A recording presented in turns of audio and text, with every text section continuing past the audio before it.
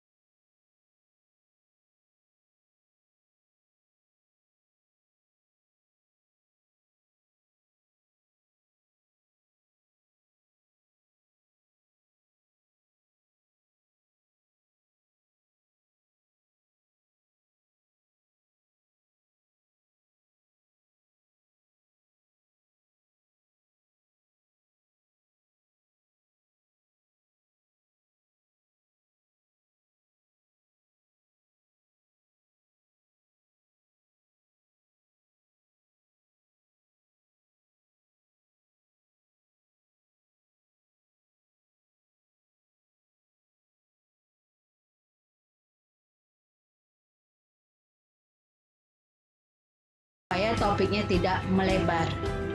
Misalnya kita membahas tentang narkoba, jadi topik kita sesuai dengan narkoba tadi, tidak melebar kemana-mana. Yang kedua, latar belakang topik. Pada latar belakang ini kita membahas masalah, mengapa kita membahas topik yang kita bicarakan tersebut. Alasannya mengapa? Itu pada latar belakang topik. Yang ketiga, sudut pandang berbeda. Sudut pandang berbeda ini maksudnya ada suatu teks, ada sudut pandang yang pro, ada sudut pandang yang kontra. Jadi di dalam pendahuluan ini juga dijelaskan sedikit tentang sudut pandang berbeda atau sudut pandang pro dan ada sudut pandang kontra. Contohnya, ada masyarakat yang peduli tentang lingkungan. Ada juga masyarakat yang tidak peduli tentang lingkungan.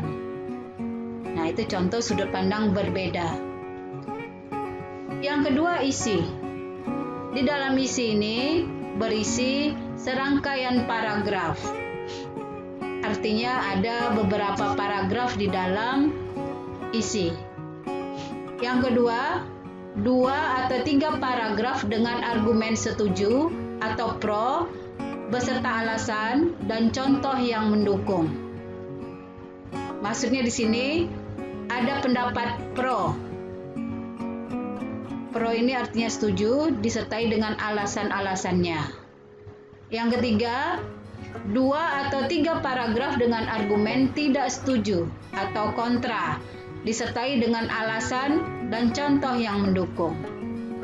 Artinya paragraf ini berisi pernyataan-pernyataan setuju, pernyataan-pernyataan tidak setuju atau kontra, beserta alasannya. Yang keempat, menggunakan bahasa persuasif. Bahasa persuasif artinya bahasa yang sifatnya mengajak. Contohnya, mari kita hindari penggunaan narkoba. Itu contoh bahasa persuasif. Yang kelima, menggunakan bahasa kohesif. Artinya, bahasa kohesif ini keutuhan antara kalimat satu dengan kalimat lain saling berhubungan dan membicarakan satu masalah. Yang ketiga, simpulan. Di sini di dalam simpulan berisi simpulan argumen dari kedua sisi.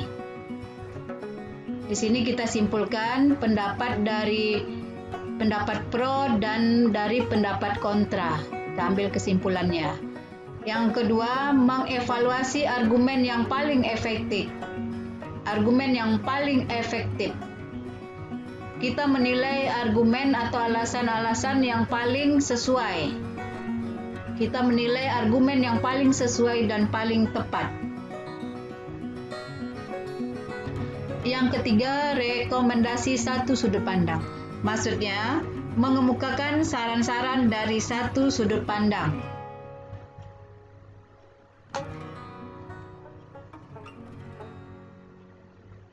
Selanjutnya kita lanjutkan mengenai unsur kebahasaan teks diskusi. Yang pertama, konjungsi. Di sini konjungsi terbagi 3, yaitu konjungsi yang menyatakan sebab.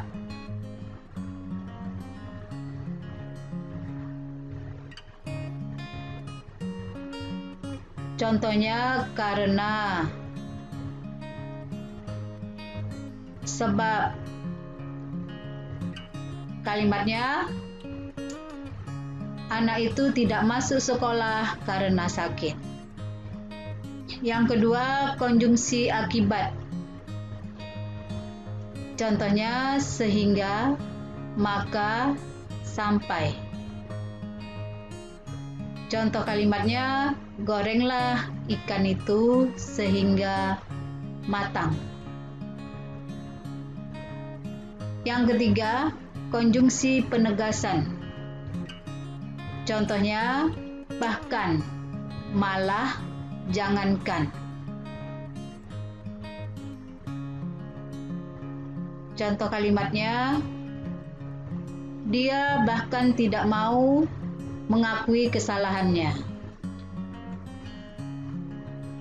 Yang kedua, bahasa evaluatif. Bahasa evaluatif maksudnya mengkaji argumen dan bukti pendukung.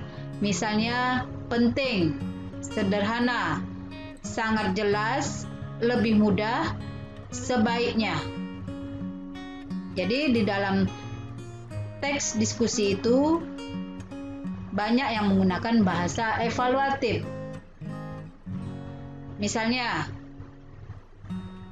makan makanan bergizi sangat penting bagi kesehatan tubuh kita. Selanjutnya, menggunakan bahasa emotif. Bahasa emotif adalah pendapat yang melibatkan perasaan positif atau negatif.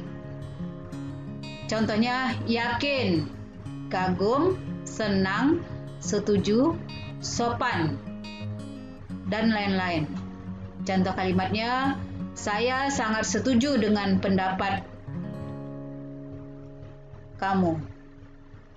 Yang keempat, unsur kebahasaan yang keempat, derajat kepastian atau modulatif, yaitu menjelaskan seberapa pasti pendapat yang kita sampaikan.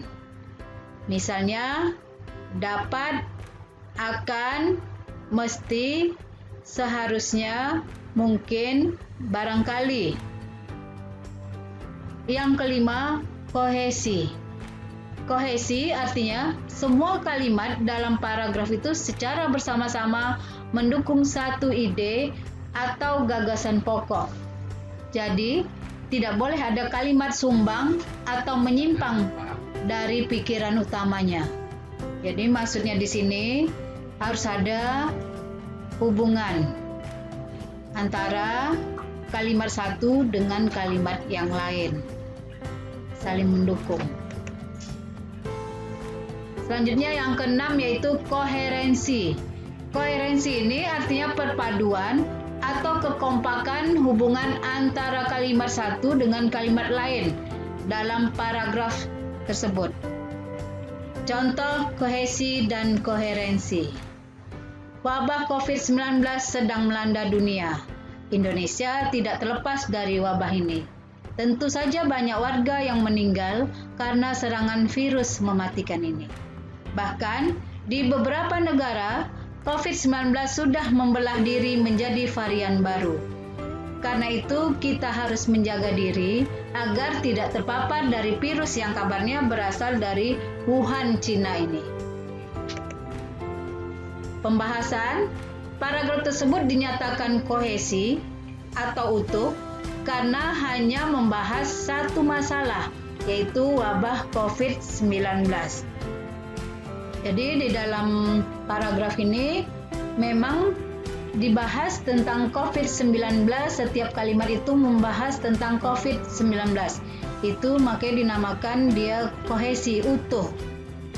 Membahas satu topik, tidak bermacam-macam topik. Itu yang dimaksud dengan kohesi. Selanjutnya, paragraf tersebut dinyatakan koherensi atau padu karena terjalin keterkaitan antar kalimat ditandai warna merah. Itu contoh paragraf kohesi dan koherensi. Demikianlah pembelajaran kita hari ini. Semoga apa yang Ibu jelaskan bisa kamu pahami dan menjadi bekal untuk kamu di masa yang akan datang. Sekian, terima kasih. Assalamualaikum warahmatullahi wabarakatuh.